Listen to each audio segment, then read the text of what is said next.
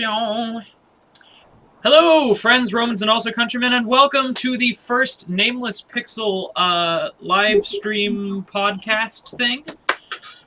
Sha-ha! I'd like to welcome my esteemed guests, and also raise my chair so I don't look so short. My guests are my lovely assistant Sharkodile. Thank you. Ben, and we have Jack, who is this direction on the stream. So, the format of the podcast, being that this is the first one, I shall explain. What we're going to be doing as far as the format is we're going to talk about what game we've mainly been playing recently, and just discussion of that, and then we're going to go on to discussing a topic, which will be the topic of the whole podcast, and then we'll open it up for the guests to bring up a topic and talk about their topic. So let's start with you, Jack. What have you been playing? Well, lately I've been playing a lot of XCOM. I've been loving that XCOM. The new one or the old one? The new one, surprisingly. I tried getting the old one a while ago, and sadly I'd say the interface defeated me. Yeah? But the new one, I'm really loving. I know, it's just scratching a lot of really good itches for me. I really love taking those characters through, watching the individuals kind of grow, building that squad, building that team, and kind of growing close to them, and then essentially having to spend their lives. You know, it's kind of brutal, but in a good way. Yeah, have the bugs been getting to you at all, though? I've heard there are a lot of bugs in that game. Surprisingly enough, I heard that too, but I haven't run into any yet. I've heard a lot of horror stories, so I'm not really sure where they are, though. Huh. Cool. Alright. Oh, do you have anything else to say? I highly recommend it. I'd say, maybe going through your first time with multiple saves is great, but try the Iron Man mode. Only one save, whatever you do, it is permanent. It makes the game a lot more meaningful and interesting. Alright. It's cool. Yeah, okay. I mean, I've been playing a few games lately. It's funny because, living in college, like, you get a lot of time to play a lot of short games, and that's basically what it's been about. I picked up Meat Boy the other day for the first time. It was on a sale. Pretty solid game, I'll tell you. It's frustrating, though, sometimes. You'll have those moments where, like every 15 seconds you're just like going, I was so close. And then, I've also been playing the Binding of Isaac, same developer there. That's also a really great game. I think I've already played like 25 hours or something like that. And it's, I really love the roguelikes that just change every time. And then on the total flip side, like, my roommate's a big Call of Duty fan, so I've been playing Zombies with him on the new Black Ops 2, which is kind of fun. It's pretty fun. What am I saying? It's a good zombie killing time. So that's been my games lately. Well, me being the special case of recording games pretty much every weekend, so excluding those, because I'm sure that you guys watch all of the playthroughs and know exactly all of the games that I play through on the website. I have been playing Trine 2. I should mention that because I have been playing it for a playthrough, but I have to highly recommend that game because it's gorgeous. It plays incredibly well. It's a great puzzler. It's got a really good sense of humor, and the narrator sounds like he's from those really old, terrible Harry Potter games for Mac, like way back in the day that they used to have in the Mac store. He's like, Pontius walked into the woods and discovered a magical plant. And I'm like, oh, yeah, nostalgia. So I've been playing that. That's a lot of fun. But games outside of recording, the big things that I've been playing are Chivalry, Medieval Warfare, which is a lot of fun. I die a lot, and it's the only game that I think it's the only game I've ever rage quit, and it's the only game... No, that's not true, because I have played I Want to Be the Guy, and I have played VVV, and I have played Meat Boy, so never mind. Yeah. But it's the only non-platformer that I have rage quit. And it's the only game that legitimately makes me angry when I die, because the deaths are so visceral that you're just like, shit! Ah! No! I just got impaled with a pike! So, I've been playing that. It's a lot of fun. I'm getting a lot better at it. And what I would say to people who are picking it up is see if you can find a server that's running the dual mode as opposed to the like big sort of TF2 style game modes. Run it. The dual mode is just a 1v1 thing, best 2 out of 3, and it really helps practice your like actual fighting skills and timing, because that game is very much about timing. Because in the larger modes, what ends up happening a lot of times is you'll start fighting a guy one-on-one, and then somebody else from the other team will join in, and he'll attack you, and then suddenly you're screwed because you can't really defend against You're dead. 2 people. Yeah.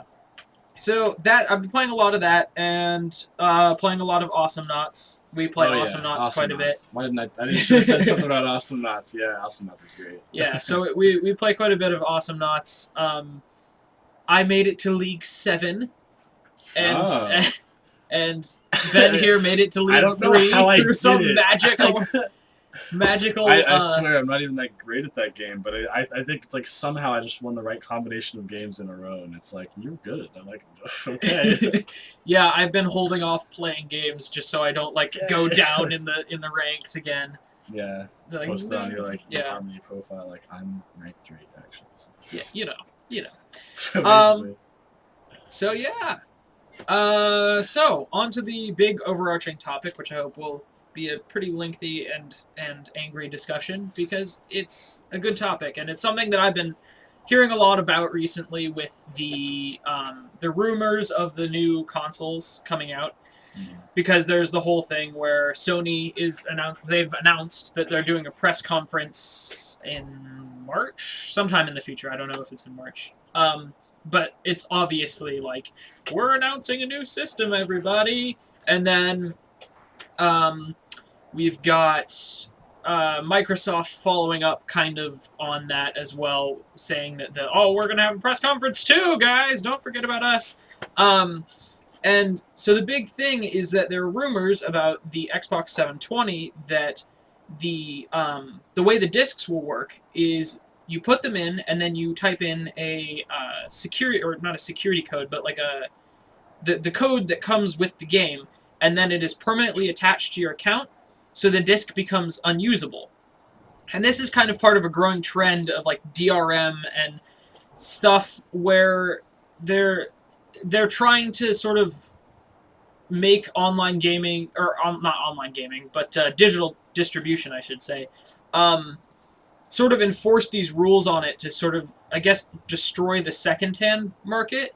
So the general discussion here is, what do you think about digital distribution in gaming in general, or specifically, I should say? Okay, well, I mean, like, I don't even... I mean, I don't really need to tell you that I do not like the idea of having codes attached to discs. I mean, I cannot tell you like how many games I've, played, or like bought from like friends, or just like swapped around. And I mean, like I can understand part of what these companies like want to do in order to preserve some of their profits. But I mean, like the fact is, and this is sometimes an argument with like music pirating too, is there's just like some of these games like that I never would have purchased or anything like that. And I maybe I'm interested in playing them a little bit, but like I never would have bought the game. And so like when the opportunity arises for me to borrow the game from a friend, let's say like the Mass Effect series. This is actually a great example. So I didn't really like Mass Effect. Sounded kind of cool. I didn't really want to buy it though, and so I borrowed the first game from a friend. Guess what happened? I actually really liked this game, and I went out and bought the second one. That fine disc right there. Yeah, it's wrong side. That's there we are. So like, I mean, it's just there's a lot of stuff like this where I mean, games have a pretty big hefty price tag. Like, you look at maybe say an album, which on iTunes is often like $10, and like it's $60 to get a new disc. And I mean, games are great. I love them, but like the fact of the matter is, like half the time I'm going, wow, that sounds fun, but I don't really know if I'm willing to pop $60 in the tag like just to get the new thing. And I always like wait to hear reviews and stuff, and like even that time it doesn't it doesn't always convince me, and I think, you know, I've spent money on like certain games that I never would have spent on before, just because, you know, that sort of feel where, you know, you can hand someone else the cartridge for a while to like play it, and, you know, like back when we would all swap around, you know, Mario games cartridges and stuff like that. Yeah, Gotta love them. I mean, I'm not back that far, but Yeah. yeah. Anyway, that's some of my ramblings on that. What do you guys think? Well, I would definitely say I wholeheartedly agree with you on the idea. You know, I don't like attaching those codes to the discs. I like the idea of being able to hand something to another person to let them be able to play it, try it out. Mm-hmm. I mean, your example with the Mass Effect actually kind of was very close to my experience too, where I wasn't interested in the first game at all, didn't really want to buy it, but one of my friends lent it to me, and I immediately went out and bought the first game, bought the second game when it came out. Yeah, All the Mass Effect DLC. I've become a massive Mass Effect fan, but that would have never happened had I not been able to get that game just as alone. Yeah, and I think that especially happens with, you know, games that are really like immersive, like single player games like that. I mean, you can have like multiplayer games where you might like go over to a friend's house and like see like and play and like see people playing it and have a lot of fun with that. But like the fact of the matter is, if you don't get that, you know, experience where you necessarily like, you know, borrow the first Mass Effect game and play all the way through it, then like, you know, you're never really going to be interested in that kind of game. And I mean, we'll see what happens, like whether or not they actually have this, you know, like, you know, this sort of DRM thing that goes along with these discs. But I personally think they're going to see less sales, honestly, like in some formats. Yeah. Well, and one thing I should mention is because these are tied to your accounts, you can like say let your friend log in on your account or something. Yeah, there is that, yeah. and I mean I know people who do that with Steam accounts where That's true. Yeah, they you know so that's playing kind of the devil's advocate here. How is this different from Steam, would you say? Because I mean, people are completely okay with Steam, and they're totally fine with saying, okay, I will buy this game that is, I'm not actually buying the game, I'm just purchasing a license, of the game. And so I don't actually own the game, and they could take it away from me at any point. I'm willing to do that and not be able to share it with friends or anything. Completely fine on the computer, but on a console, it's totally unacceptable that they would enforce these kind of things. Granted, I don't agree with that at all. I think that's total bull, but just playing devil's advocate here. Well, I mean, I've been talking about my specific response maybe to that type of argument, which is very legitimate, actually, I would say, is that, again, for me, like, a lot of these console-like things is, like, if I want a game, it's going to, like, and, you know, like I said, the big price tag on, you know, the $60 for, you know, an Xbox game is sort of a big deal for me. And I do end up buying more games on Steam, I guess. But the thing is, those games are always cheaper. They have huge sales. The Steam sales are famous. They're awesome. We all love them. And I think that makes me a lot more willing to, you know, go ahead and like be like, wow, Meat Boy. Because what happened with Meat Boy, you know, it was what, $5 or something because it was on sale. I was like, yeah, I'll shell out $5 for a digital copy of Meat Boy. That sounds great. And I don't know, like just like removing that ability to, you know, have like the concrete product, which is like you can use anywhere with the disc. I don't know. It's just like you know, I don't like it. Yeah, that actually brings up a good point that I heard somebody talking about, and they were saying that they would be okay with this if they brought the prices down a lot. If the next Mass Effect game, you're paying $30 tops, you know, for a full-fledged game. That they were saying that's what I would accept. That I would accept it if the games were cheaper and it brought down the whole price of gaming. And I agree with that to a point. But I know that companies instantly think, well, we're going to make less money from that. We're not going to be able to survive off that. And that you find that being true with Steam as well, that a lot of games that are on Steam are also released on other areas. Whereas if something is released as a physical disc, that's its only platform for being released. So if they cut prices and you can only, I mean, they're encouraging more sales by this dumb DRM, but when it's your only platform, I can see where companies are going, well, this is not at all a viable option to cut prices that much because this is our only release platform and we're not doing digital distribution. Though many games now are doing digital distribution, so it's becoming less of an issue. But this does kind of bring up the topic of the price of gaming, and things like the Ouya coming out, and I don't know much about the Ouya. okay, the Ouya is it's an Android-based console that is $100, and the whole point is that it can run games very cheaply. It's all through digital download. It's all through download. The games are all downloaded, and it can run any Android game. It runs Android OS, so it's basically like a glorified phone with a controller. And the point is to make gaming really accessible. Is this still the kind of thing that you're going to be plugging into your TV? Yeah. Or is it Okay. It is a full-fledged console, and it will be available in stores. So it is making that appearance, the public appearance, but that is interesting. Yeah. But it's becoming part of this trend of people, I think, wanting games to be cheaper and wanting gaming to be more accessible. And I think that's an interesting dynamic where it seems more and more, where I remember paying lots of money when I was younger for games, where I would save up and buy a $60 game, $50 game. I would save up, And now I look at these, AAA titles, and I go, oh, for example, Dishonored.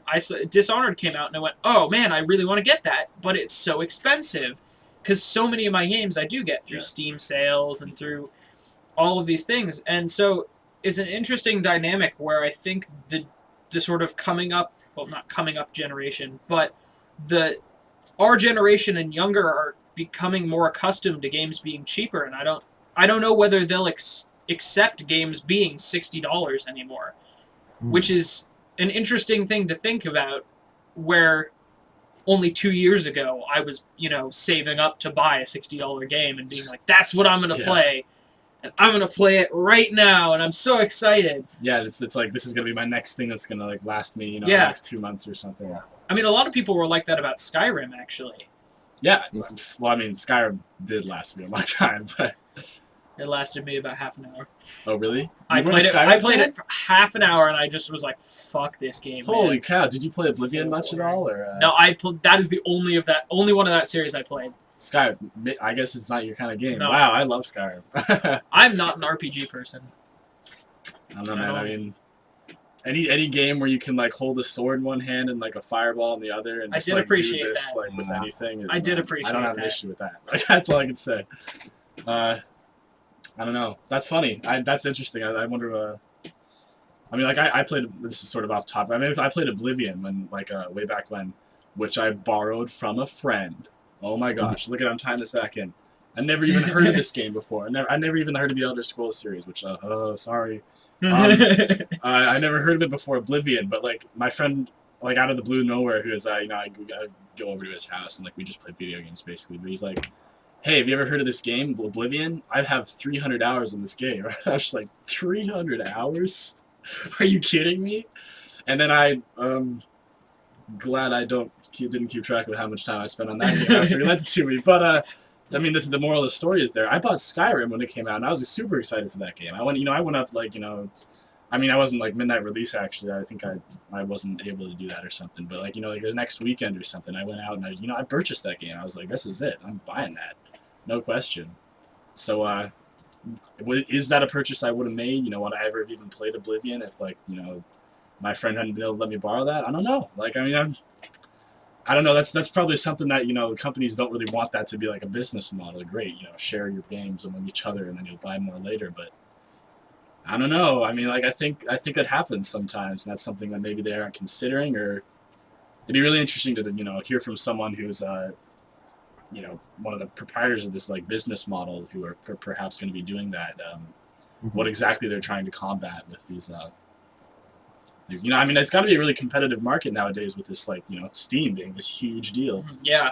And the way the Wii is scaled down, all of the amount of redefine the gamer and and the apps, on the iPhone just being huge and man, these huge big budget title games, what's gonna happen? Are they gonna stay around? I mean, I'm sure they will stay around in some way, but. Oh. Wow, I thought that was someone walking in. I was like, whoa. Trench coat dude behind you. Anyway, so yeah, I mean, I would definitely say, really, the solution in this field, I feel like, isn't to really be adding this kind of DRM, but it's to be doing things like adding more DLC. And I realize there's a lot of trouble there because occasionally you have those cases of day one DLC where it's stuff that should have been in the game, but gets put off, Yeah. left out, and released as DLC later on. But when you're actually adding really good content with DLCs, like Mass Effect did, or the Dragon Age DLCs, I mean, that makes you want to own that game. Having something like the BioWare Cerberus account, where you have to have a new copy to get that, but you can still play the actual core game just by lending the disc. Yeah, I think DLC is sort of an interesting thing. I think it's a.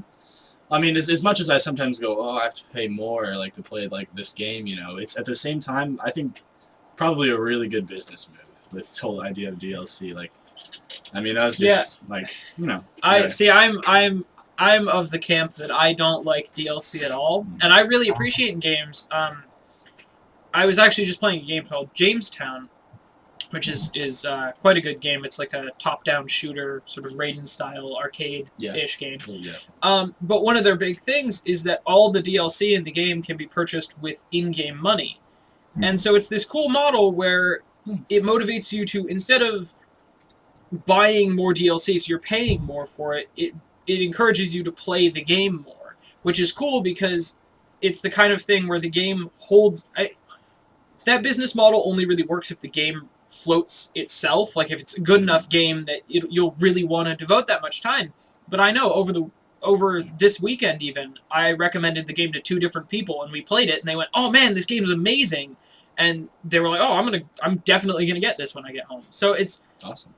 That is a kind of a good business model, but it doesn't quite work if the game doesn't float itself.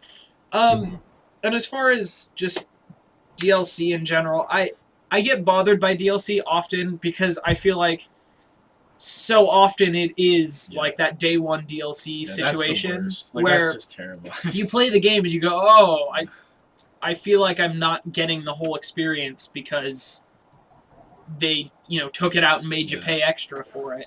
Yeah. Yeah, I mean, I do want to real quick just like hop back to your what was the name of that Raiden type game? Oh, Jamestown. Jamestown. Well, I want to say just want to. What game does a great job of that same kind of model as Team Fortress 2? Like that's I'm sure for TF2. Hey, I love Team Fortress. Okay, we'll put that on the table. One of my favorite games of all time. But the thing is, they make money with that game, and that's just because people buy the weapons and buy the hats. And see, the thing that I think,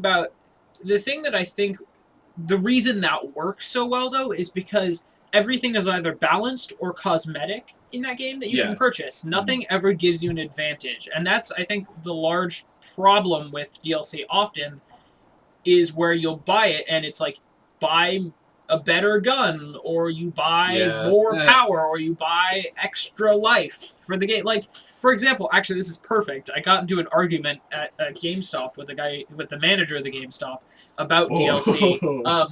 No, I did. I got into an argument about pre-order bonuses with the fucking manager of GameStop. Oh yeah, those irritate me. The pre-order bonuses. BioShock Infinite, which is coming out in March, by the way. So pee your pants right now because that game's amazing, and I'm already peeing my pants. I'm gonna buy that. I'm gonna fucking buy that game. So anyway, I was talking to him about it, and they had this bonus that was like, if you pre-order it at GameStop, you get a more powerful weapon in the game, and then you also get an extra level. Yeah. And my gut reaction is that's so cheap. So it's basically saying, you buy it from us, the game is easier, so it's less fun because it's not as much of a challenge. Like, it's like breaking the game, but you get it for free for buying it early. It really irritates. I mean, the whole idea of just sort of having extra content for a game in general is sort of a whatever. That's okay. But I really kind of hate the whole thing where GameStop is this big looming we have all the games. Yeah. And you can't do anything unless you're buying it from GameStop because guess what? They have a little something for you. And that really irritates me because I don't hate GameStop, but I try to go out of my way. I mean, you know, to some extent anyway, to like go buy from some like my local game stores and stuff who I really like, and I know some of the people there, and it's, you know, that's just sort of just like a local business model. But you know, I mean, and I'm gonna break the stream real quick. GameStop's very reliable, I will say. Sorry, I'm done breaking the stream. Done breaking.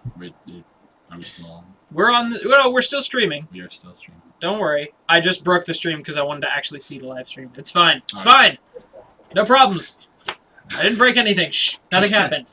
I don't know what you're talking about, but what I do know is that I was saying something about GameStop. Yes. And that's interesting. All right. Yeah, I mean, GameStop, I don't know, I do not, like we were saying there, the day one DLC stuff that they always offer as, you know, pre-order bonus. I mean... Yeah, I think we can all agree on that, yeah.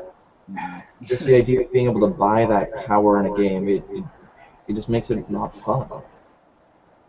And I mean, like, obviously, you know, like, we're in a market economy. Like, obviously, a lot of these big like, games, you know, are funded by, you know, money. They got to get money for it, and I understand that for sure. It seems like they've been doing okay so far. I wonder how much they might think they're losing to, you know, people like sharing games around or doing stuff like that.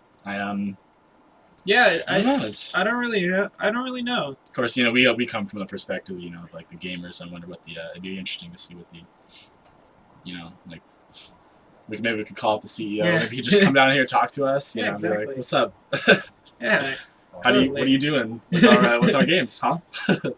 Yeah, actually, to hit on the pre-order bonus thing again, one thing that it's always been an interesting idea to me that pre-order bonuses are a thing, because it's not a profitable business model for a company, except for generating hype and getting like guaranteed sales because people pre-order. But giving out pre-order bonuses doesn't actually do anything except generate hype. And that's another, like, just on that subject of, I wonder what it's like from the sort of the CEO perspective. Like, do they really make... Does it really generate enough hype to guarantee, you know, this large chunk of sales to say, you're going to get this extra weapon, or you're going to get this extra mission? I mean, it might, I don't know, I feel like now I'm not sure how much of this is actually the case, but what might happen with sometimes, you know, when they release games, you know, especially when it's a big title, you know, like say Halo 4 or Call of Duty or something that's not a shooter. There are games like that? Aren't shooters? Wait, like, you mean you're not looking down a gun? What's the point? I know, right? But I mean, like, anyway, Minecraft. Yeah. Minecraft. Who even plays Minecraft? I don't. 2 years ago. I don't play Minecraft. I do play Minecraft. It's okay. It's okay. We're here for you. Yeah, but what was I even gonna say? Okay, I forget. Yeah, okay, so I think what they might be trying to do sometimes is obviously, you know, it's kind of like a movie, you know, like they're spending all this money and all these, like, resources and all this time to develop this thing, and, like, they don't see any of that coming back until they release the game. So, what I think that means sometimes is maybe they're trying to, you know, sell as many, like, right off the bat as they can to, you know, advertise, you know, like, this is, for our company, this is how successful this game has been, like, you know, box office weekend, or, like, you know, weekend release. I mean, obviously, I don't know how much of this is actually, you know, true, but I'm just thinking about it. And, you know, perhaps I would say sometimes that, at least to me, you know, like a pre-order bonus specifically, I would say does entice people. It makes sense to me that it would entice people to buy the game first, rather than saying, I'm going to wait to purchase it or something. And maybe they're trying to just capitalize on that first weekend release sales, so they can be like, our game's doing really well, and now we do have money that we just, you know, lost as we spent. In addition, also the pre-order bonus does add a level of immediacy, so you need to go and get that game now, or else you're not going to be able to get that bonus ever again. Yeah. Mm-hmm. Yeah. I find it interesting that games are the only media where this has come about, because it's really, I can't think of any other like board games, for example. If there's a big release of a board game, granted, I know Jack and I are in that sort of like underground board game nut like Oh, yeah. group of people, but Nerds. yeah, we're like the old school, you know, kind of nerds, but yeah. but the point is, like, with board game releases, you're like, oh man, and fucking new version of Arkham Horror's coming out. Yeah. What? Wait, Yeah. wait, they're giving you more figurines when you buy it first. Like, it's weird how that doesn't happen. Or Or like if you Yeah. go see it on opening weekend, like you Yeah. get to see like 5 minutes of like Yeah. cut footage or something. It's like ridiculous. That'd be awesome. yeah, well, Yeah. and then there you go. I guess that's why But, that's why it comes about, I suppose. But yeah, it's just interesting that games are the only media where that's developed as a thing. it's such a unique media. I mean, you know, it's a player experience. I think, you know, you could write theses on thesi I don't know. thesum on, you know, on the subject of how, you know, and I think, you know, some people understand that sort of experience and some people don't, but yeah, it's weird. I don't know. Well, actually, kind of relating on that point and bringing it back around to the Good. original point. We could write an essay. So. Yeah, the kind of the connecting topic here, the missing link between these two topics that we've been talking Ooh, about I'm excited now. is iPhone games, because that is both bringing in Mm-hmm. people who never played games before. Oh, certainly. And like, what's funny too is like, I have another story here. I was in the car with my family, and we were sitting there picking up my sister, and my dad went to talk to some guy he knew in the parking lot, and he was doing something on his phone, and my mom was like, "Oh, what is he doing?" And my dad was like, "Oh, he's just playing some game." And it hit me at that moment. I was like, that like 60-year-old man who's just kicking it over there with his iPhone is technically a gamer, because he's playing Yeah. a video game on a console, technically. So it's like, it's interesting that it's become this thing where that brings in all of these people who would never be gamers before that are now gamers. Yeah, totally. But the price ceiling is so low Mhm. that anyone can do it, and so it's kind of bringing it back to the whole pricing issue there, Right, yeah.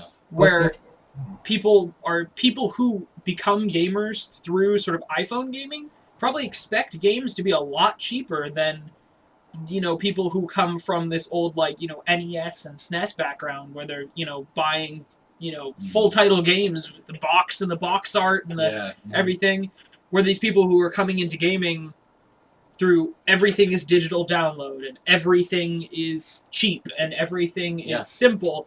I wonder if those people are more for this or are less, not because I don't know who anybody who would technically be for this DRM stuff, but I wonder if there are people that crowd would be more okay with the DRM, because you can't share around an iPhone game. I mean, those people who are introduced to gaming that way have no way to do that. It's just like, oh man, check out this game. But the only reason it's accessible. You might hand someone your iPhone, but I mean, it's like your phone. You're gonna take it back. So the only reason it's this accessible, and yet you still can't share games around, is because everything is so cheap. So I think that kind of brings it back to the whole point of, if you're going to have this kind of DRM, games need to be way cheaper, so it's so much easier to go, hey man, check this cool game out. And they look at it and then go, oh, that's cool, and then buy it. I mean, I definitely know. I mean, I'm almost sort of like, you know, like I guess part of me is I don't know what my reaction would be. But, you know, if, you know, let's say like Microsoft steps forward and says, all right, Xbox 720, DRM, you can't share it around, I'd be like, but then if they, you know, went around and said, hey, half price everything, you know, I'd be like, really?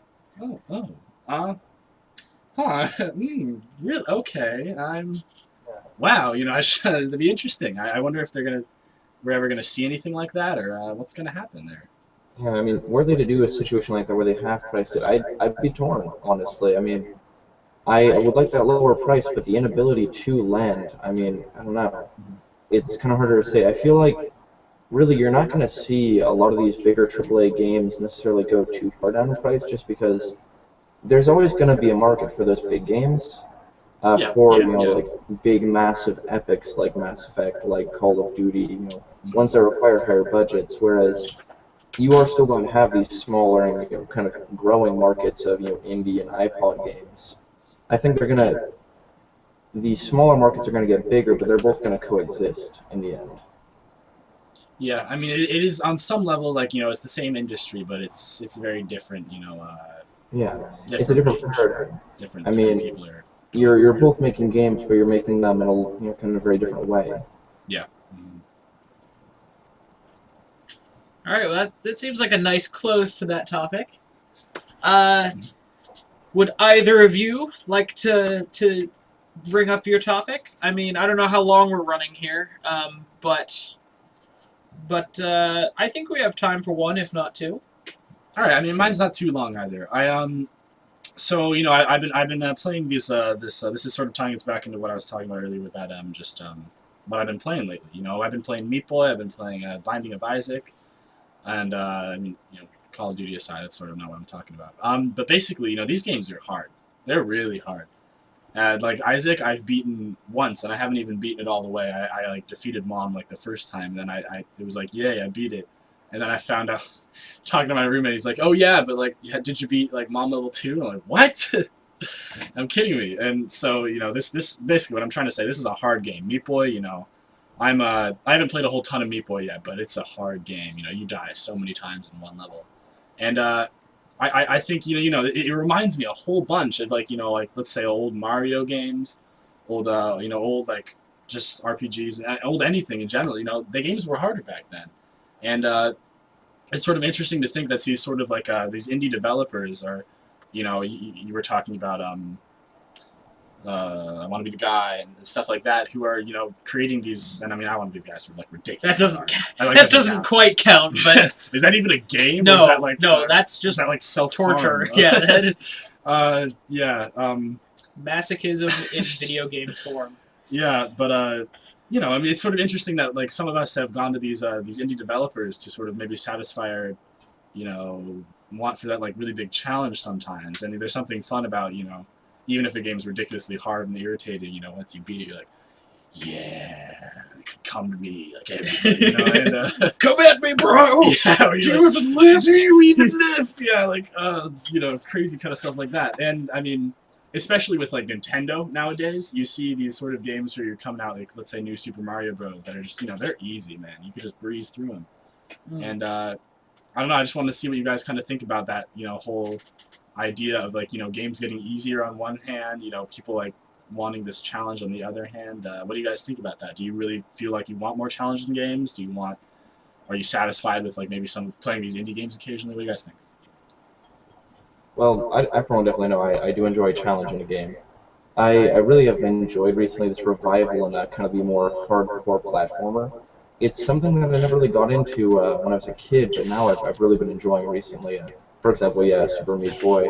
I haven't played the Binding of Isaac yet, but I've been looking at getting that pretty soon. Pretty solid game. If it goes on sale, I would say for sure. It's pretty cheap. Yeah, definitely. I've been looking at it there. I've heard a lot of good things about it in terms of story too. Yeah, it's cool. I mean, if we're talking about Binding of Isaac, it's funny because it's sort of like it's the same developer as Meat Boy. So how like Meat Boy is made of meat, and that's really weird. And so Isaac is sort of a similar thing in the same way. I'm not going to talk too much about the story, but there's a lot of weird things, and like the enemies are weird, and like you shoot using your tears. That's weird. And I mean that's just sort of like the art style and like style of the developers. And I will say at first you're kind of going like, what am I doing? Like you're like, I'm like shooting tears at people, and like there's poop everywhere. What's going on? Like it's weird, but then you kind of go, wow, this is actually really good gameplay. Oh, this is interesting, man. It varies every time. And then you kind of like, yeah. Wow, it's 3 in the morning. Okay, go to sleep. Yeah, so not to distract from anyway, yeah, Binding of Isaac. As much as I love that game, I do. Yeah. But to hit on your point, every time I say that, I feel like I'm just like, hey there, Point, how you doing? Wanna go out sometime? No. Okay, anyway, getting distracted. So this is like something that's very kind of important to me almost because I'm very, very much about old games, old retro games. I'm a purist. I don't like the term retro, but yeah. And so older games I'm very much a fan of, because I never grew up with games when I was a kid. Um, I think the only game I ever had when I was a child was Pokemon Yellow, which is a good game, and I've never beaten it. But my point being that I never grew up with these games, so I never had that sort of nostalgia. So I came back into them, and I kind of appreciate that I did because I came into them with this sort of intellectual perspective and trying to figure out why these games are so good and like what about these games is actually good instead of like people coming back and going, oh man, like Mario, I had this when I was a kid, like it's so great. And some of these games I go back and play and go, good lord, this game is a piece of shit. But like fucking Battletoads, people love Battletoads. That game is terrible. That game is a piece of shit. There's no reason that game is good. I've never played Battletoads, so but people have all this nostalgia. I'm kind of like, I'm glad I came into it as this like cynical old man almost, because I can look at these games and analyze like, why are they actually good? And one of the big things is the game design necessitated being hard because the hardware was so simple and the technical restrictions were so simple that you couldn't have mind-blowing graphics, you couldn't have incredible soundtracks, you couldn't have a very long game. That was a big part of it. Your game couldn't be very long because there's not very much storage on these cartridges. And so that's part of the reason that those games were so hard, is because it would prolong gameplay. Yeah. Prolong gameplay. And there's a lot of people who, they're like, I finally beat Castlevania, and it's been like 2 years, and that's like their childhood. And that's why people are standing at the top of the mountain, like a heart beating in their hands, like, Castlevania! And then they played the rest of them and just sobbed for days. But anyway, that's my old cynicism about how much I don't like the new Castlevanias. Yeah, I come from a little bit of a similar perspective where, I didn't, I played some N64s, like, stuff, and that was probably my first experience for gaming, but, like, I didn't even have a GameCube. The first, like, actual console I had was, like, a Game Boy Advance, and then eventually I got, like, a Wii and stuff, which, that's basically modern. That's still, this generation. But, yeah, and I went back and looked at some of these old, like, NES and SNES games, and like, not only is sometimes they're, just, like, something so... And it's funny to say nostalgic because, I didn't actually play when I was a kid, but, like, this sort of, like, feel of, like, the simplicity and the, like, the graphics. And, of course, that's sort of... you wax poetic about, like, old, like, video games and Mario and, like, Street Fighter forever. Wow, Street Fighter's awesome. You know that, right? Yeah. Yeah. You only said that because you're looking at it. Well, it's on the table. What do you? I have all the greats sitting there right in my SNES combination NES. Mario, Duck Hunt, Street Fighter 2, and Double Dragon. Those are all the good games that Rare created. That's it. Yeah, and it's funny. Yeah, like they couldn't attract people with graphics. Yeah, they couldn't attract people with maybe like huge like stories either. Like you could have a little story, but yeah, you had to have good gameplay and difficult gameplay. That's an interesting perspective for sure. Where not a lot of space, can't have a long game, you make it hard. Yeah, which is really interesting. I didn't really think about it like that. Well, if you ever look at Castlevania 2, that is okay. I should say Castlevania 1, in my eyes, is the perfect example of a video game because. Well, okay, perfect example of game design. I wouldn't say perfect example of video game because there's a lot of aspects such as story, which that game has like none of. But game design in general, that game I would say is perfect because there's so much clever stuff that they did that worked around the technical restrictions. And there's so many great things with the way there's a lot going on where each little pixel movement matters because there's a lot of thought put into it. And the gameplay is hard, and it prolongs the game, but in an enjoyable way where it scales, and you learn how to fight the enemies, and it teaches you as you play. And then Castlevania 2 is just a giant load of shit where you have to backtrack. And that is a perfect example of the same difficulty scaling. But Castlevania 2, the gameplay doesn't hold up to that. And so you're backtracking, and so that prolongs the game, yeah. And it makes it harder because you have to go back through the same enemies over and over. But it's not a good game. And so that's kind of my thing with the newer games that are coming out is there are certain cases where I play these games and I go, it's hard for no reason. And it's like, that is something I'm always wary of when I hear like, oh man, this like super hard sort of retro style game, and often they're very faithful. You know, like Meat Boy, Meat Boy is a great example of a sort of faithful game to these old platformers. It does a good job of you feeling like that. But there are some games where it's hard for no reason. It's not even fun because the gameplay doesn't hold up, and I think the overarching thing is not so much the difficulty as much as it is the gameplay. So that's kind of why, well, if you have a point, because I have a long point here. Oh, no, go on. Okay, so that's kind of why there are some games on like the Wii and things where they're easy, but I still love them. Like the new Kirby game. Those games, they're so easy. You can just blow through the game. But the gameplay is actually really solid. And it's a lot of fun to play, and it feels good to play. And I think that's kind of what matters more than the difficulty, even. Where it could have this nostalgic feel. It's so difficult, and it's like, oh, I want to beat the game. And when you finally do, it's like you need to hold it up in the air and go, da-da-da-da, and then smash it over your knee and never play it again. Never play it again, yeah. But, like, it really is the gameplay that makes the game. Because if it isn't a solid game, it doesn't feel rewarding to beat the difficult parts. You just go, oh great, there's going to be another difficult part. I would say I definitely like agree with some of that. Now, as far as like the new, are you talking about the one for Wii, the Kirby game? Yeah. And I didn't play through all of that, and not Epic Yarn, but the other one, the one or like Return to Dreamland. It's like a really good multiplayer. Return to Dreamland. That's what it is. Yeah, that is a cool multiplayer, and I don't know. I thought it was okay. I didn't love it as much, but that's sort of a different thing. What I really did like, I love New Super Mario Bros. Like the first one they released for the DS. Yeah. That was an awesome game. Like it was pretty easy. At the same time, it actually got pretty difficult when you get to like the last worlds. But like overall, we can definitely agree easier than like say like Super Mario Bros. 2. Yeah. But it was the gameplay really held up, and of course that's one of those classic games where like the story is go rescue the princess, and like that's it. Yeah. And so yeah, I guess at least in some way, like even though Super Mario Bros. New Super Mario Bros. Is pretty easy, it's a great game. So that's what I'm thinking about that. Yeah.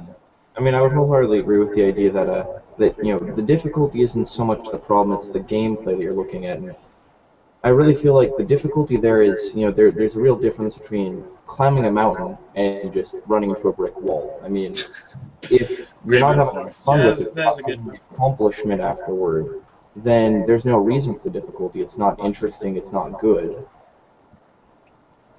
Yeah, definitely. I mean, the difficulty also, I can see some games where there's less of a real focus on fun and more of a focus maybe on the competition, or at least where the fun's coming more from the idea that really the game's difficult and you're sort of mastering that. So I can see maybe an argument for the idea that difficult games in of themselves can be fun, or at least in certain settings can be used, but really just the idea of making like that difficulty equals fun is not correct.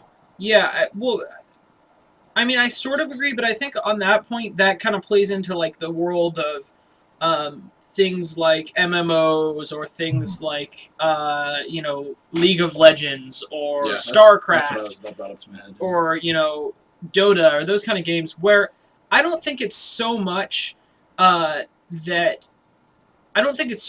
they're like difficult and that's part of like the mastering. I think it's just the learning curve and being able to like have your EP-ness show off and look how good at games I am. Yeah, I could spawn all of the Zerglings. Sorry, I'm getting into my angry I can't play StarCraft moment. Anyway, also Jack, I just realized I shouldn't have taken off my coat. I know, now we got the same. Anyway. I thought I was fancy putting on a shirt. Oh no. Anyway. And I don't mean this shirt, I just mean like the shirt. Yeah, no, yeah, I don't know, like, that's so funny, actually. It's funny how sometimes the difficulty comes from the gameplay itself, and sometimes it comes from the really stiff competition, like with those that type of game, League of Legends and Awesome Knots actually. Yeah. Which is I like Awesome Knots a lot. It's a little easier to jump into. But Is it? yeah, I mean, you know, you hop onto a public server and let's say, you know, Call of Duty. If you're bad at it, like you're just gonna get like killed and like everybody else will be corpse or whatever. And you'll be like, that's great, thanks guys. And sometimes that competition is really like, yeah, I gotta get the guy, and when you get him, you're like, yeah, oh, suck a dick. You know, that's kind of fun sometimes. Yeah. What is also interesting? Oh, sorry. No, keep going. Go for it. Yeah. I was just gonna go ahead and say also, looking at different types of difficulty, like you know, you do have those kind of old school platformers where it's just reflexes. It's, you know, learning the way the character moves, getting those jumps perfectly. But then you also do have games, yeah, like StarCraft, where a lot of it is, you know, reflexes, remembering, you know, specific combinations of units, you know, getting to places quickly. So I do think it is also interesting looking at how games are difficult and sort of how that affects how we have fun with them and whatnot. Yeah. It does. It changes. You know, it really does. Yeah, and often that plays into the kind of satisfaction you get out of the game. Because, for example, Chivalry is an incredibly hard game. It has hurt my soul more than any other game I've ever played, but I love it very much. But the thing about that game is that it is difficult, but it's the kind of difficult that motivates you to be good at it. And it's that sort of... The satisfaction isn't so much like climbing a mountain. It's like you... let's see. Let me think of a good metaphor. I don't got one. Well, okay. It's like in games where it's like the platforming, and once you've mastered it, you're sort of going along, and then it scales the difficulty up, and then you go on and scales the difficulty up, and so it is that sort of climbing the mountain thing, and then you finally beat the game. But often in these games where the difficulty is based around like multiplayer and arena kind of things, it's very momentary,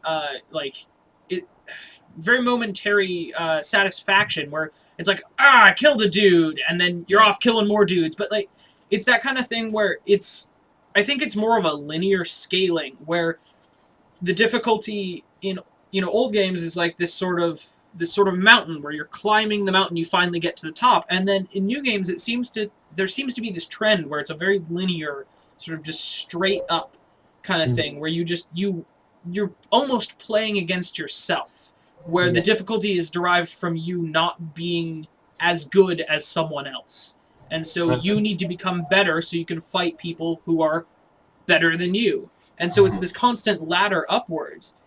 And I think that's part of the reason that I personally grow really tired of games that work like that, because once you get to a certain point, what do you do?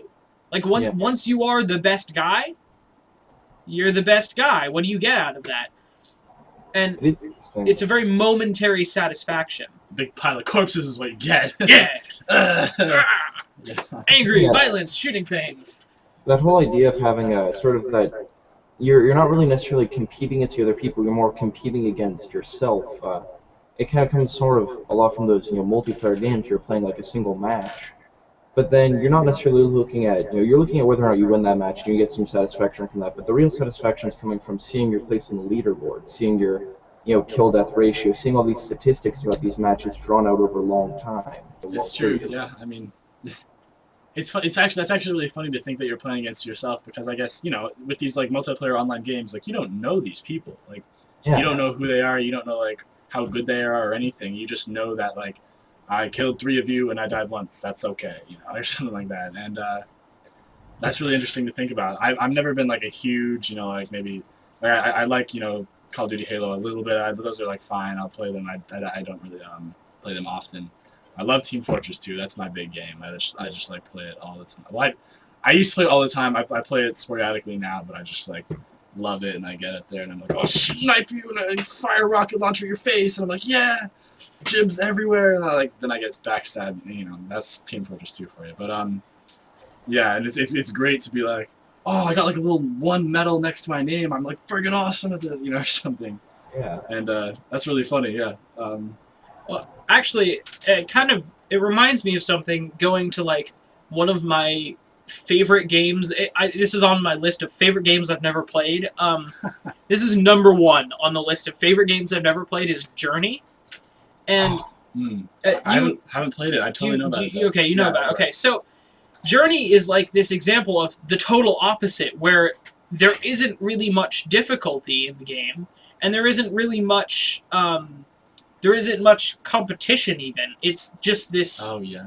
It's this exploration, and interestingly, in that game, you get a totally different satisfaction that sticks with you, and I think that it's weird how there are so few games that have that overlap, where there's competition and or difficulty, where you're going, oh man, this game is so hard, and then you're like, oh yeah, and then you finally beat it, and what sticks with you is that you beat the game. Like, for example, Castlevania. Game amazing, everything. I've ranted about it enough times, but when you beat it, you go, oh, I beat Castlevania. And that's like, check it out. It is that same, like, not momentary satisfaction, because it's not like, oh, I'm good at the game, but like, once you beat a game like that, what sticks with you is that you beat the game. What sticks with you is like the experiences. You can add it to your list of like things you had a really good experience playing. And like, absolutely, it's the experience of beating that game that you're so excited about. But then there are these games like Limbo, like Journey, where it's about the experience of playing the game, and those are the kind of games that stick with you, and the story sticks with you. Mass Effect is a perfect example. I'm not at all a huge fan of Mass Effect. I can't get into the story for some reason, but I know so many people are so into the story, and that, I think, is one of the rare examples of games that are both difficult, but also that story sticks with you, and it actually is an experience where you can say, I beat the game. And it is actually some sort of achievement of beating the game and having that satisfaction. Yeah, sometimes it's hard to find a shooter that really does that. I think Mass Effect is a good game for that reason. But you still have that like emotional, story attachment to it, where you really have you're immersed in an experience. And it's interesting how few games really do have that overlap. Yeah, I just want to shout out Limbo. Picked it up for like $10 on like the the App Store, the Apple App Store. It's the funniest thing. I got like a gift card. I needed to spend it on something. That was awesome. Wow, like Limbo, that was just so cool. I mean, like, some great like little puzzle platforming, like awesome. What's going on in this game? Like, it's all black and white, man. And that was so cool. The Walking Dead was freaking great. I played that. Oh my gosh. I caught that on a sale. What? Like, it was like 20 hours of gameplay.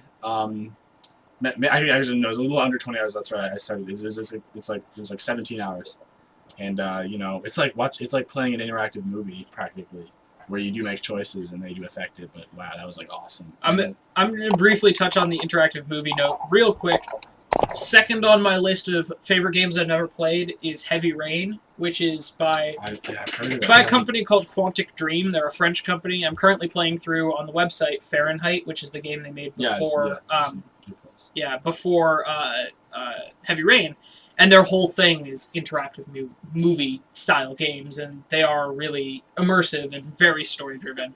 So if you haven't played those games, if you have a PS3, I'll slap you if you don't own Heavy Rain, because that game is fucking incredible. I don't have a PS3. If I had a PS3, I would buy a PS3 for that game alone. Wow, yeah. That's a high recommendation out there. Big price tag in the PS3. So, I think we have time for your topic, Jack.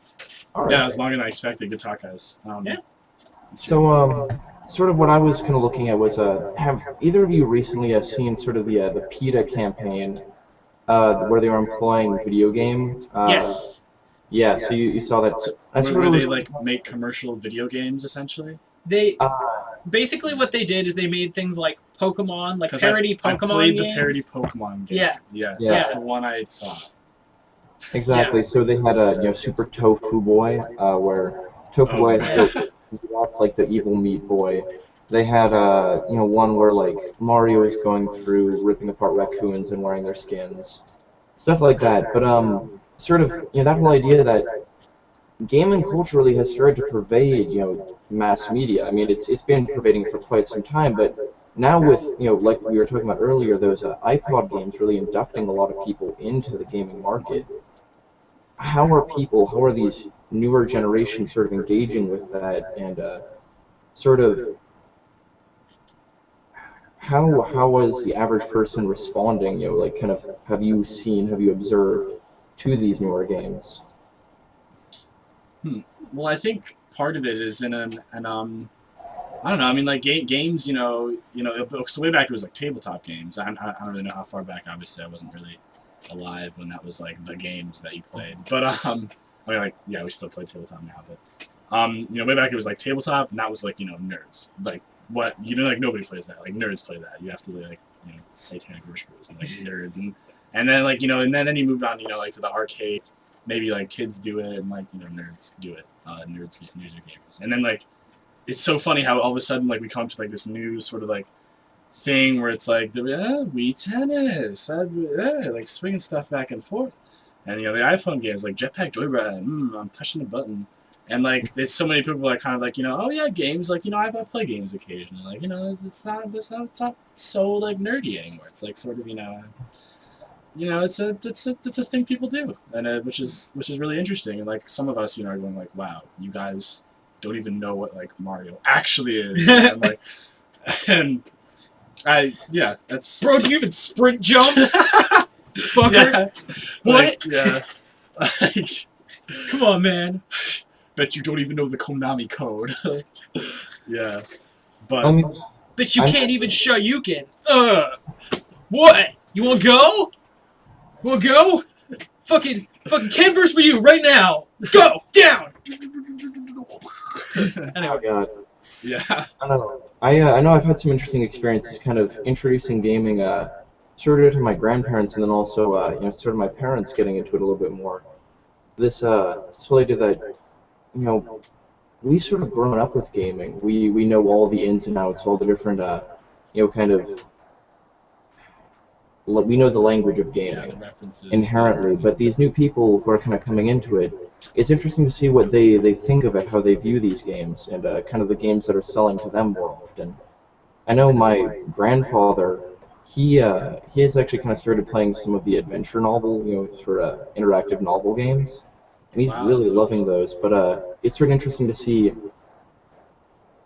the way that he interacts with them a little bit differently, the way that he doesn't necessarily assume all the same things that I am. Mm-hmm. I'm just kind of wondering what experiences you guys have had sort of in newer people coming into gaming, sort of what their interpretations of it are and how it's kind of made you re-examine it. It is really so funny how sometimes you'll see like someone who's in like maybe not necessarily entirely new, but like really new to games. Keep talking. And okay. Who are like really new to games, and then they'll they'll get to like some level or something, or you're watching them play, and they just like won't have any idea what to do. Like they're not speaking the language that they're like, or like, and it's like they just have this thing, and you're kind of going like, well, I mean like so jump to there, and then like jump to there, and then you're done, and they're kind of like,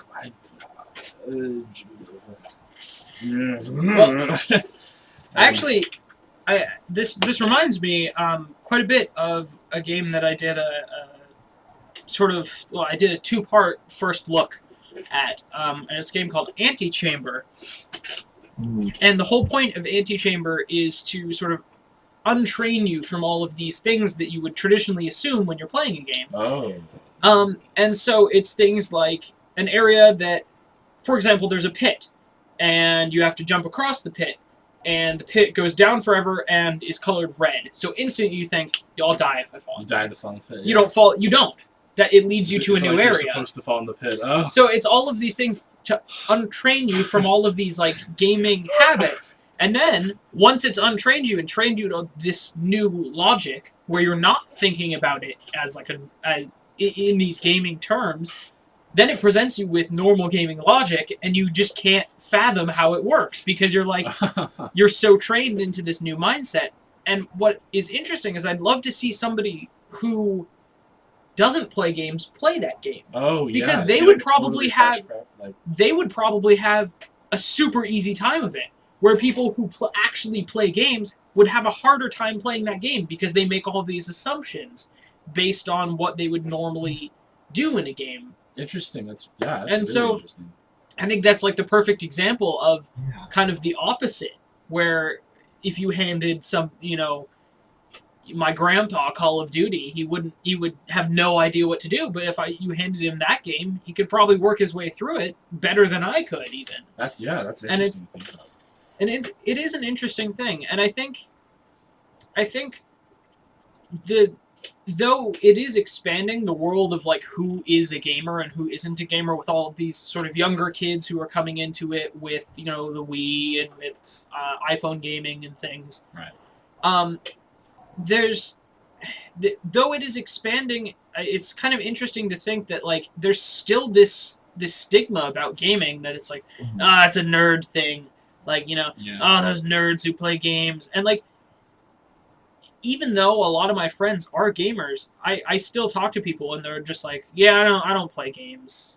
I don't play games. And it's like, it's so strange to me that that's still something that people would say, like, I don't play games. Yeah. Because in this, like, Yeah. we are now in the world of like interactive media. And it's so weird to me that though everything is becoming interactive and it's all about iPhone, stuff and tablets and touch screens and random cool shit at CES and all of these cool developments, there's still a stigma about games, even though games have basically been doing what people go onto websites and it's like, oh look, I can click the button and it opens up and look, there's all sorts of things I can click and they move around. It's so cool. And then the same person who's like marveling at this website that is so interactive look at gaming and go, oh, well, that's what nerds do. Yeah, I mean, it's funny because I think as we progress into a more and more digital age, and more like young people who are growing up with these things that that like sort of I can understand like when it's people of older generations are sort of like, well, this is like a little too much for me, and they just try not to deal with that. And like obviously like my grandparents are kind of like that, and they can handle phones, they can handle like satellite TV, kind of. Yeah.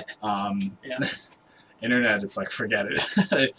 too hard. Like maybe email, like click on it and it opens up. But it is funny because it's sometimes you'll just come across these people, like even in our generation, who are just kind of like, yeah, I don't play games, like, and it's fine. I mean, like, obviously I'm not being like you should always play games because like whatever, like you don't have to play games, like. Yeah. But you will find these people who are just kind of like, they don't even get it, like I don't understand it at all.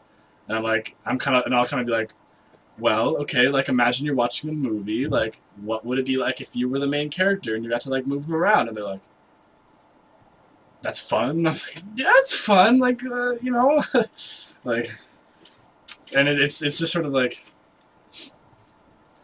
you could have so much fun. Yeah. I don't know. I mean, obviously, it's like whatever, crying, like whatever. But I actually have sort of two interesting examples that are kind of contrasting examples of people coming into this sort of more interactive world and experiencing kind of gaming. So, on the one hand, my mom can't. I'm gonna talk quietly because she might be upstairs. No, she can't work her way through a computer. Like, she can use a computer, she can do stuff, but often I have to show her how to use things with the computer and how to do stuff.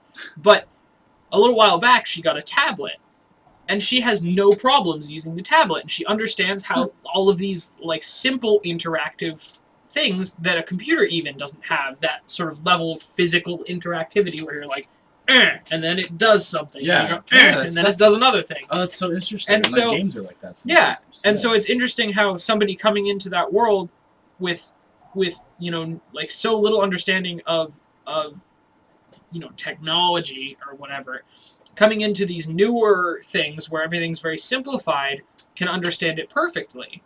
And then another example would be my sister, where we grew up playing games because, she grew up playing games. I didn't, but she grew up playing my games because of our age difference. When I was, old enough that I had games, she was growing up with them.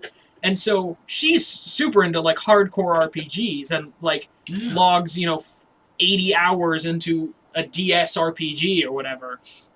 And, like, so it's an interesting thing where she grew up with it and she's like, into these super hardcore games, and it makes me think like that must be the separation between those people who are like, well, I just don't really play games. Like the separation between those people and gamers is that those people just must have not grown up playing games, because everyone I know who just was experiencing games like via their older sibling playing games or something is now a gamer. Yeah, my parents didn't have them at all. I'm the oldest child, I'm an eldest child of my family. I would, go over to friends' houses and see that, and that's where I got my first game stuff happening. Yeah, well, and I think it's interesting that it just proves how quickly people can acclimate to this kind of media, and then it goes back to that. There's still the stigma that gaming is for nerds. But two examples right there. I mean, people who just had no preconceived notions about interactive media, and suddenly they're like, oh, totally into it. Yeah. It really is interesting, and it's just interesting that people still hold that as like such a firm thing. Like gaming, there's a difference between gaming and playing an iPhone game. Yeah, it's not really. I mean, it's kind of, we're both passing time, both like the other day. I think a lot of people maybe would even argue that playing like an iPhone game is a lot is like playing solitaire or something, where you're just like kind of like wasting time, or not necessarily wasting time, but you're just kind of like killing time, and I think sometimes what's hard to understand, like what people find hard to understand, is that like maybe you're playing, I mean like sometimes like you're playing multiplayer like shooters and you're just going like yeah, but like sometimes you're playing like The Walking Dead or like Limbo or Journey or something, and sometimes it's in between those, but like, and sometimes you're just having like an awesome experience. It's like you're reading a book almost, where you're getting the same like sort of like you're moving through a story, and like you're caring about these characters, and like having this sort of like experience that makes you think. And like I know like for my mom in particular is just someone who just like doesn't really get the idea that there's like something of value to like these games sometimes, and all she sees is maybe like the one instance where like I was like playing Skyrim and I was like I killed something. She's like and I'm like, I'm sorry, I didn't mean to. Kind of did. A little bit, kind of sad about it, just because it does seem like there's a separation in the markets where, these games that a lot of people are playing in public, they seem to be kind of just filler food. I mean, they don't really have much substance to them. They have good mechanics, don't get me wrong, but they don't really enrich it all. Like, Angry Birds, it's a great game, well designed, fantastic artwork, nice aesthetic, everything, but I don't really come away from that feeling enriched in the same way, like if I were to come away playing something maybe like, Braid, Binding of Isaac. I mean, I'd like to see more, or at least figure out how to get more games that have that kind of substance into that market, and get them appealing to people who don't necessarily have kind of those years of experience in gaming. Yeah, well, and I think actually this is like a perfect sort of bring back to the Ouya, where I think, if nothing else, I mean, granted, I think the Ouya is a great concept and everything. I think it's going to be pretty successful. I hope it's going to be pretty successful. It's a great idea and everything, but if nothing else, the Ouya will, I hope, bring around just more substantial game design for these kinds of games, because it is an Android system. So technically, games that you make for the Ouya could run on a phone. So what I'm hoping is that it just encourages game makers to make games that have this substance, like the kind of substance you would be getting from a console game, but on your iPhone. Like, why can't the iPhone or your Android phone or whatever be a platform for something like that? Yeah, it seems like it could be a really cool sort of link between this like console gamer, iPhone gamer gaps kind of. Yeah. Things. And I'm really hoping that's kind of what it is. It's like the arc that brings all of the iPhone gamers over to the pretty rainbow. Yeah, brings them all over to console gaming, and then PC gaming, master race, and everything. Where PC gaming.